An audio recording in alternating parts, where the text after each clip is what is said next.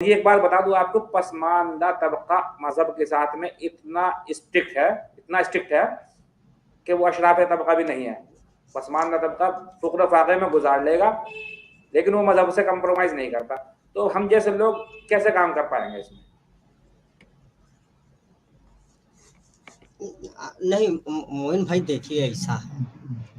ये चीज ऐसे ना कहें, बड़ा दुख होता है। असल में उनको इस्तेमाल ही इसीलिए किया जा रहा है कि जो पसमानदा आंदोलन बढ़ रहा है, ये किसी तरह से हिंदू मुस्लिम बाइनरी में डिवाइड हो, क्योंकि हिंदू मुस्लिम पॉलिटिक्स संघ कर रहा है।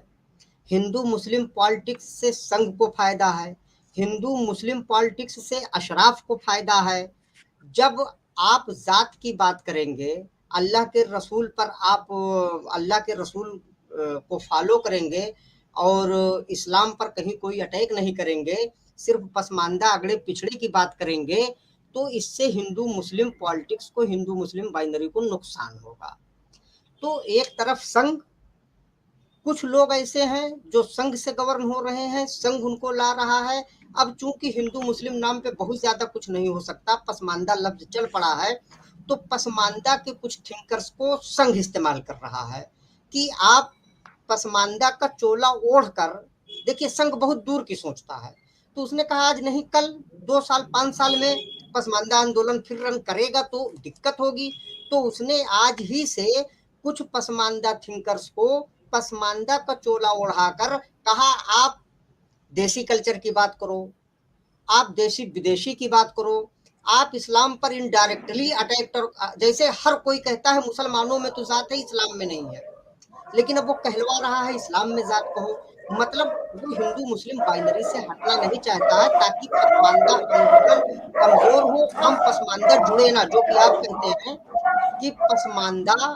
जुड़ेगा नहीं अगर इस्लाम पर या अल्लाह के रसूल के संबंध में कोई ऐसी बात कही जाएगी, क्योंकि वो मुसलमान ही नहीं जुड़ेगा।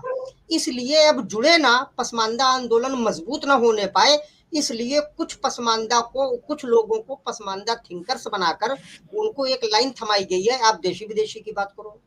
आप अल्लाह के रसूल पर अटैक करो कि वो जातिवादी थे, आप इस्लाम में कहो जात है, ताकि लोग बिदक जाए पसमानदा आंदोलन से। और कुछ लोग अशराफ के टूल्स हैं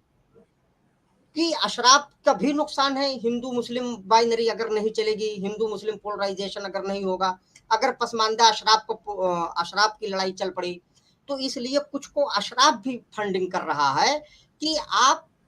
ऐसी बातें बोले पसमानदा का चोला ओढ़कर जिससे इस्लाम पर अटैक दिखे लोगों को, ताकि पसमानदा जुड़ने ना पाए और पसमानदा आंदोलन दम तोड़ दे। इसीलिए जब ये लाइन पकड़ी कुछ लोगों ने, तो मैं तुरंत फेसबुक लाइव पर आकर के मैंने कहा कि अब आंदोलन को बचाना जरूरी है। और मैंने इसीलिए कहा था, तो जब मुझसे सवाल किया गया, बल्कि किसी ने कहा कि कमेंट्स किया या पूछा किसी ने मुझसे लाइव में कि